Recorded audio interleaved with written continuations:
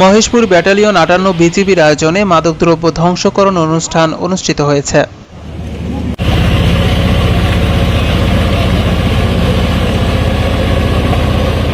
মহেশপুর থেকে মশিয়ার রহমান টিঙ্কুর পাঠানো তথ্যচিত্রে বিস্তারিত জানাচ্ছি মাসুম বিল্লাহ।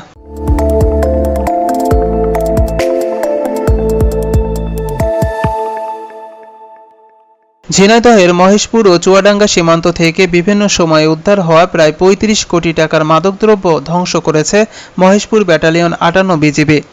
শনিবার সকালে মহেশপুর ব্যাটালিয়ন ৫৮ বিজিবির সদর দফতরে অত্র মাদকদ্রব্য ধ্বংসকরণ অনুষ্ঠান অনুষ্ঠিত হয়েছে।